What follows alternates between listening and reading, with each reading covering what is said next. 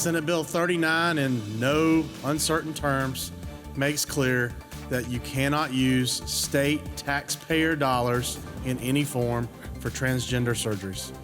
That is the simplicity of it. That is the complexity of it. That is the entire bill. Republican senators passed legislation that restricts the use of state-funded health insurance for transgender care. Good evening. It's day 15 of the legislative session. Welcome to Lawmakers. I'm Donna Lowry in Atlanta.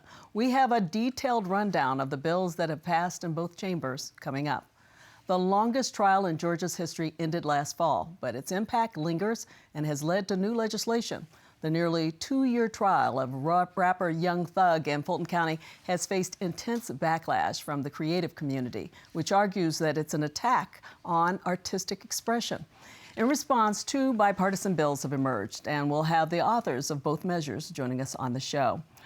Plus, we'll dive into an interesting discussion about cell phones and electronic devices in schools. Are they too much of a distraction? Should school systems consider banning them for students in kindergarten through 8th grade? We'll hear insights from 2 legislators. But first, our Capitol correspondent Sarah Callis tells us what happened today under the Gold Dome. Hi, Donna. The Senate took up another controversial bill, and the House approved several measures unanimously. Another controversial transgender bill was on the Senate floor today.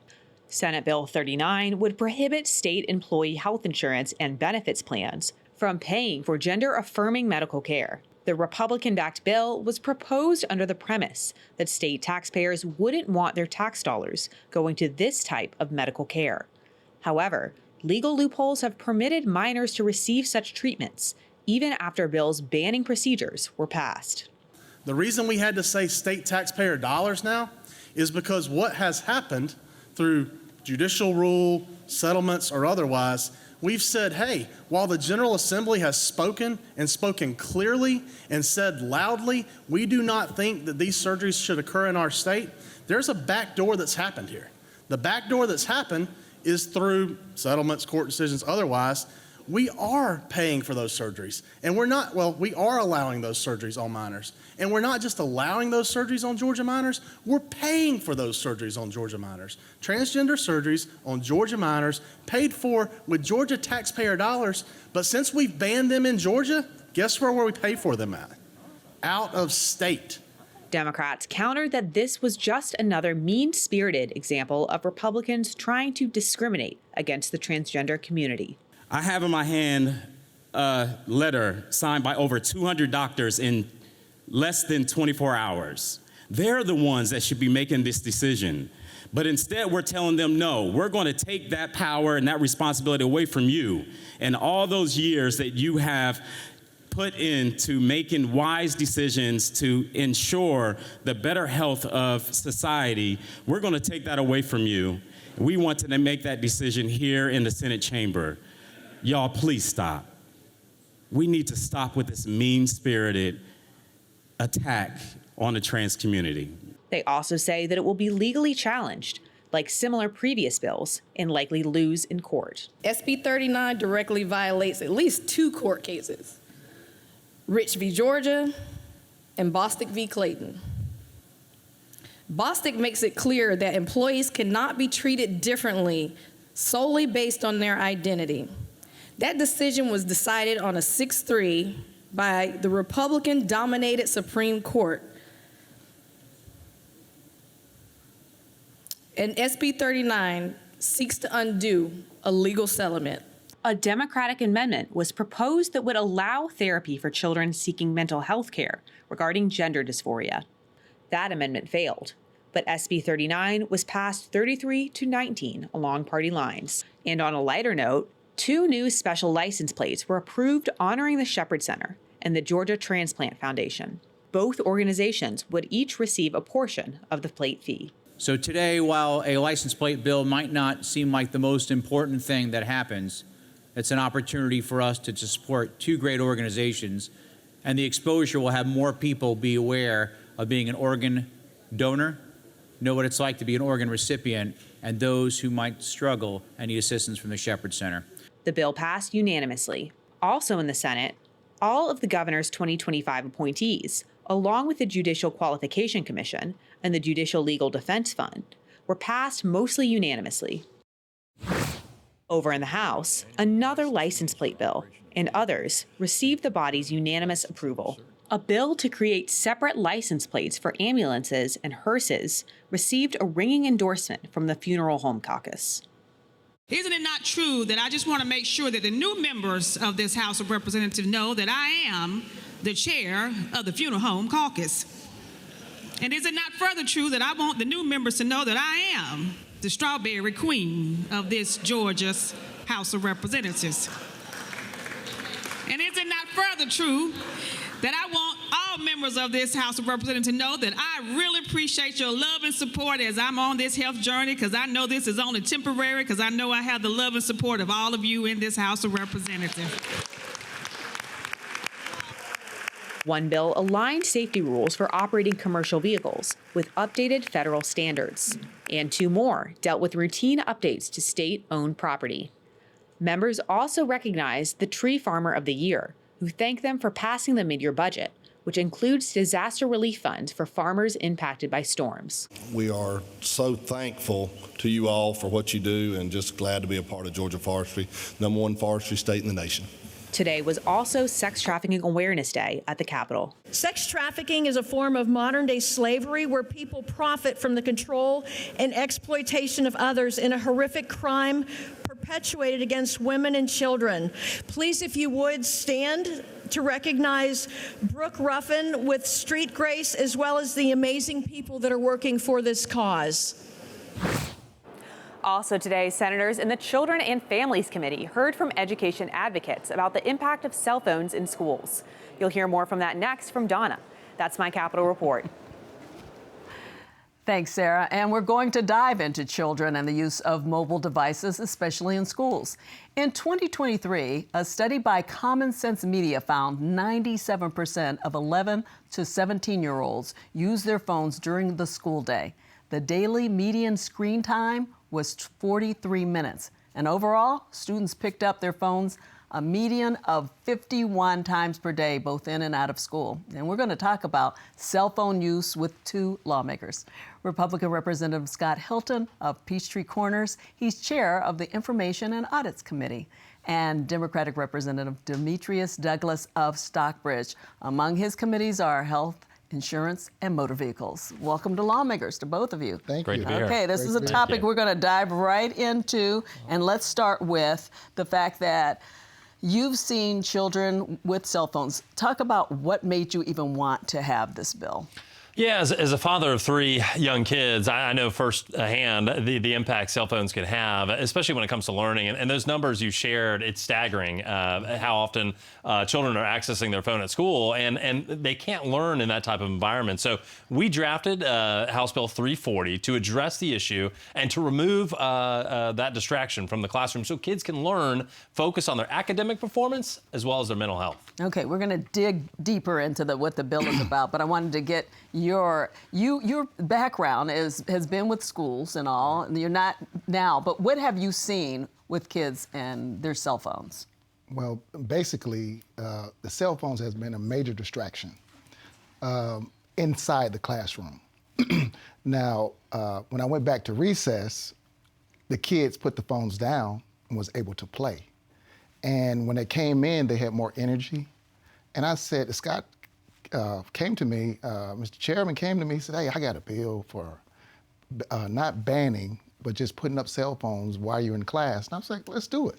Yeah. So you mentioned recess. You had a recess bill. Yes. Remind people of what happened with that bill. Well, you got it? Yeah, I got across the finish line, yeah, but you did. It took me a while. It took me about 6 years, but I passed it to get vetoed, and then I waited until the appropriate time to drop it again, and it passed. Yeah. So when kids go at a recess, and if they don't have their phones, then they're actually playing. Absolutely, and the thing about it is the kids are our future, and I'm thinking about not just us. I'm thinking about the people that's coming behind us. Can we make them better, and where we are in life, and that's very important to me. Okay, so let's get back to HB 340. You're not actually saying ban cell phones in all schools. What are you telling, if this passes, what would happen? Great question. So we believe in a cell phone-free environment in school. And so what the bill outlines is bell to bell, no cell. So beginning of the school day, the kids put the cell phone up. At the end of the day, they get access to the phone. This is through K through 8. We figured that was a great place to start.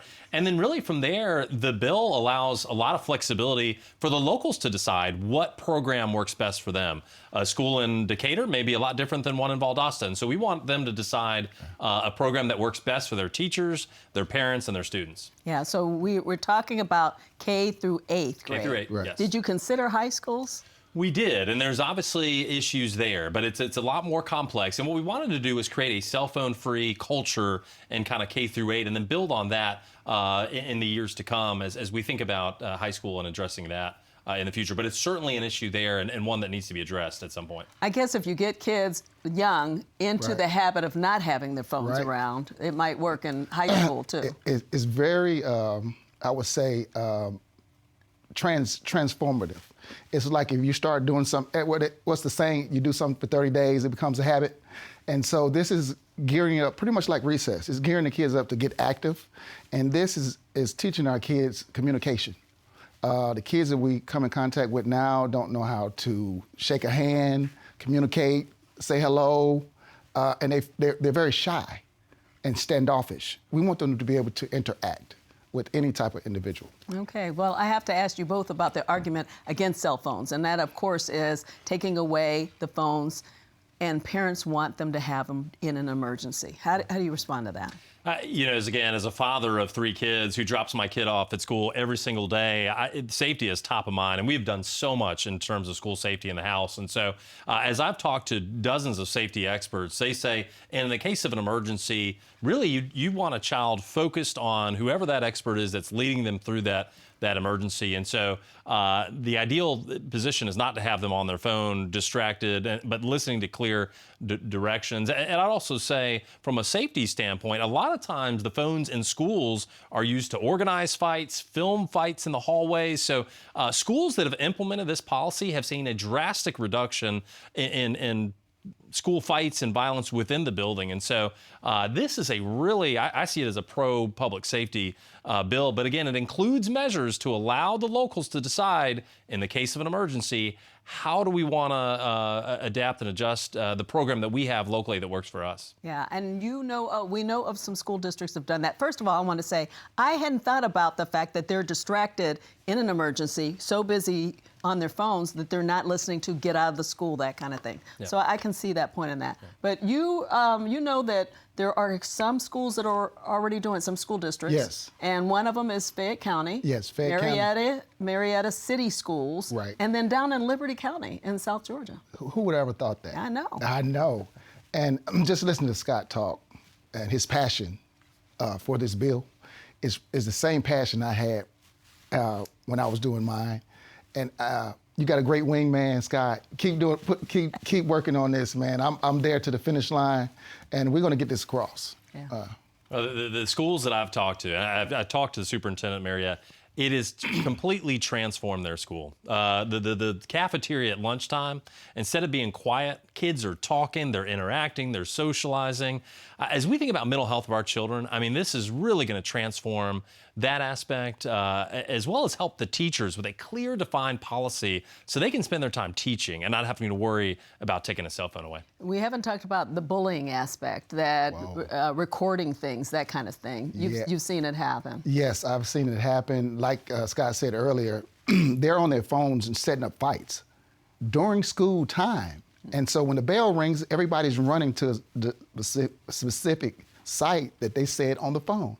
If they don't have those phones, it's just another distraction for our kids. I want to make a note, too. The bill does make an exclusion for children with special needs, those who require maybe a diabetes program. So we make important carve-outs for those that absolutely need it for health reasons. Yeah, I wondered about that, how it works. Now, the schools that have banned it, they're doing different things. Like some of them put them in pouches, that kind of thing. What else have you seen?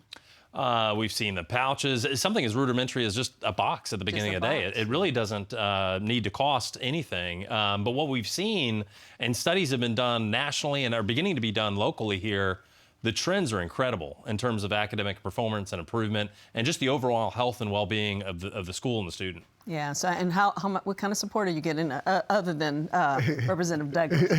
How are other lawmakers looking at this? Well, it's been amazing, just the outpouring of people from all over the state, my colleagues. This is a great bipartisan and a great example of what we do here in Georgia. While Washington may be dysfunctional, here in Georgia, we're getting things done. We care about our students. We care about their health, their well-being, their mental, and so I love to have a partner here and Demetrius, and we're excited to get this across the finish line. So we've talked about cell phones, but what about the tablets or even watches, those kinds of things? Have you looked into that? Or? That is a fantastic question, and this is starting to go through the committee process. So if you're watching this program and you're interested and this appeals to you, let us know. We'd love to hear about that. Yes. The bill does address smartwatches because this can get to be a distraction as well. So it includes that.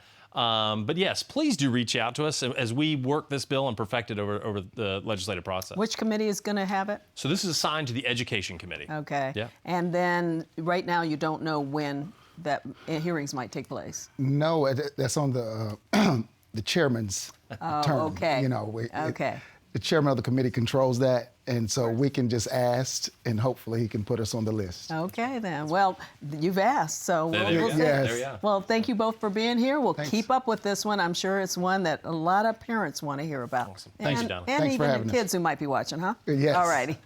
Well, coming up, the pieces of legislation directed at prohibiting prosecutors from going after artistic expression. 2 Georgia House members want to make some lyrics and other creative works inadmissible in court. You're watching Lawmakers. Georgia Farm Bureau, a grassroots organization dedicated to preserving Georgia agriculture. Farm Bureau advocates for all Georgia farmers at the state capitol during the session and year-round. Georgia Farm Bureau, the voice of Georgia farmers. It's good to have everyone back together. Good news indeed.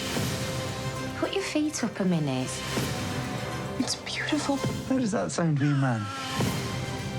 It's what I love doing. Cup of tea. I was thinking more a double whiskey. Hurry up! Freshly baked biscuits, always. Well, this is all proving rather cozy, isn't it?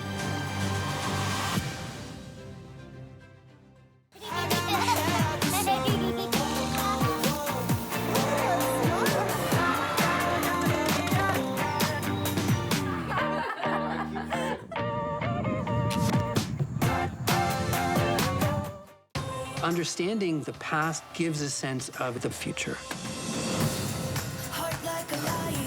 This is the first time that anyone has seen this in 2,000 years.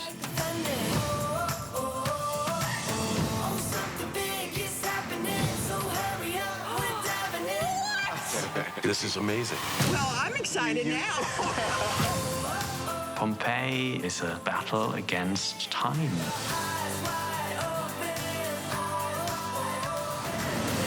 You think I'm joking, but look at this. It did really happen. Don't let anybody tell you who you are.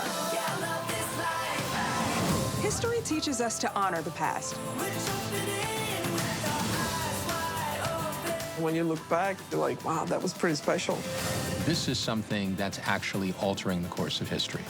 You're charged with keeping these stories alive.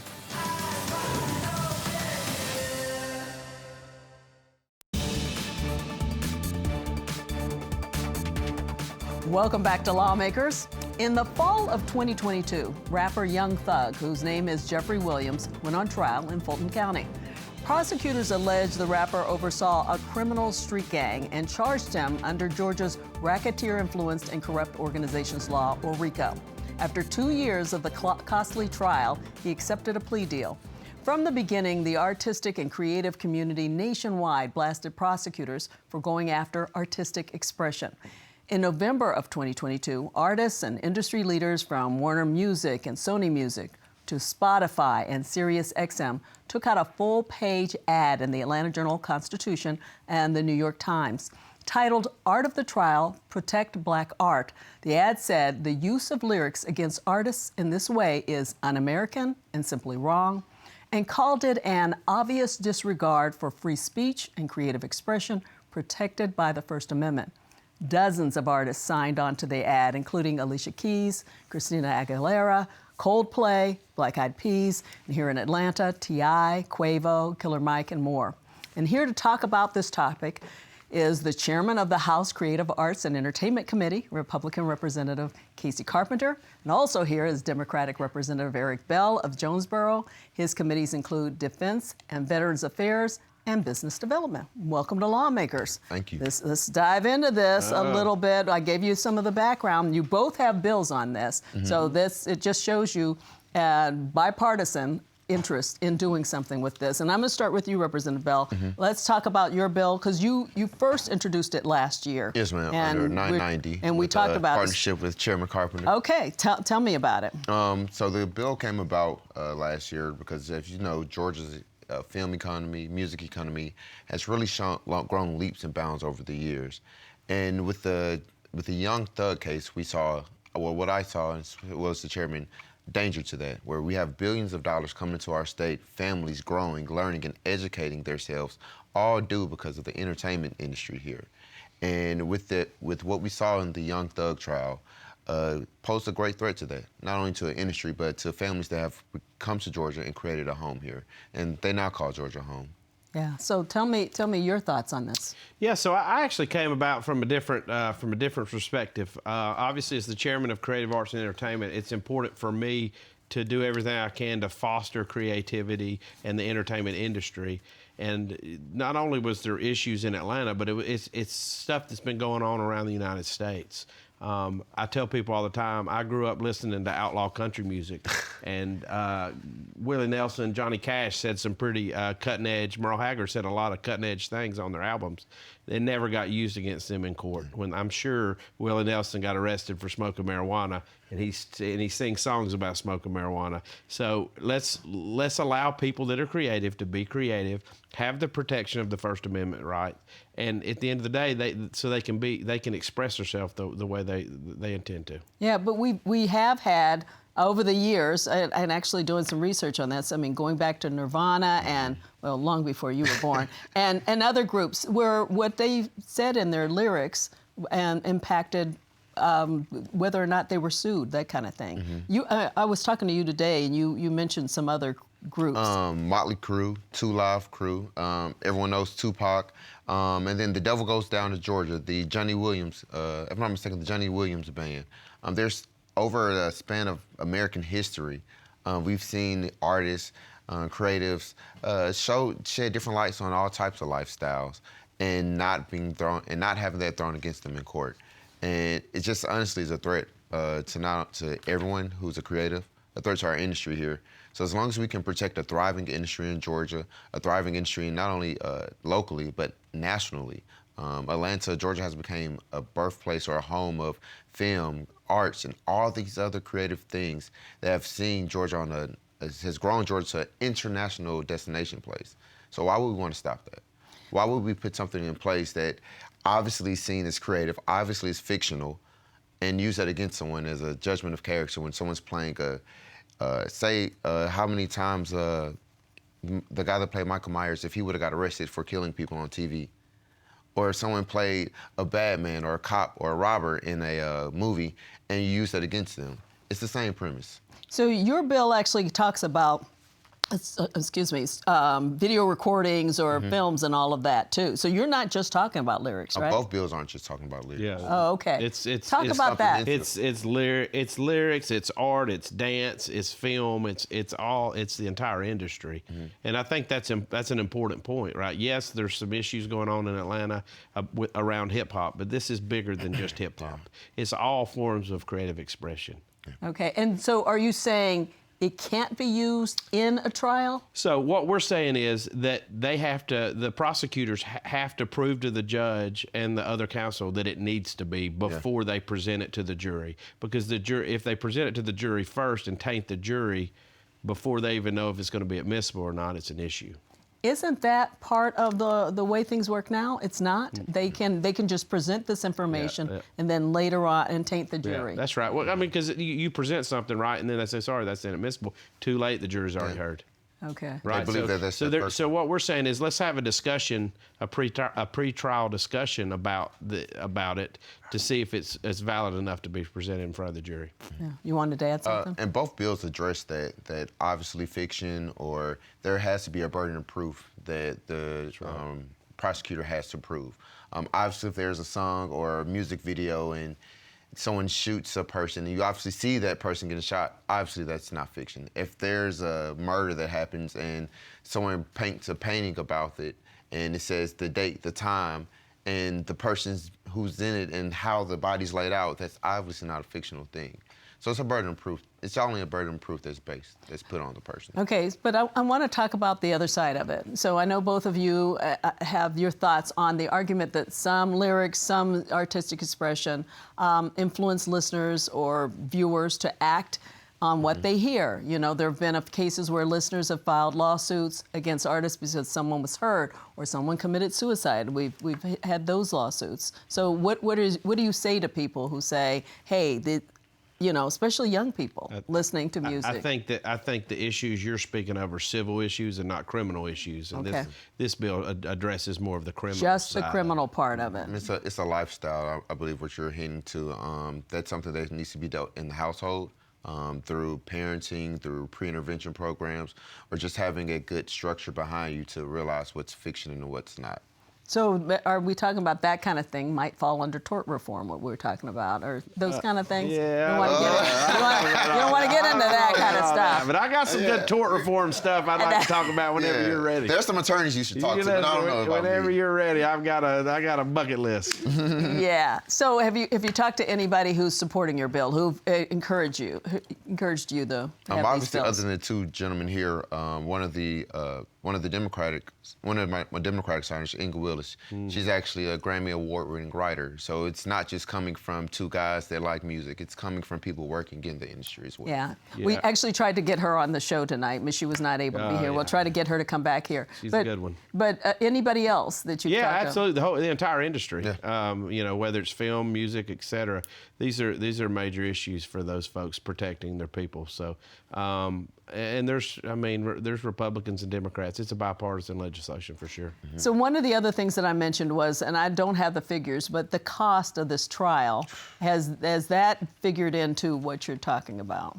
It should. The Young Thug trial in particular. I mean, honestly, that shouldn't have been a trial that went to. It shouldn't have been tried based on music, or it shouldn't even come up.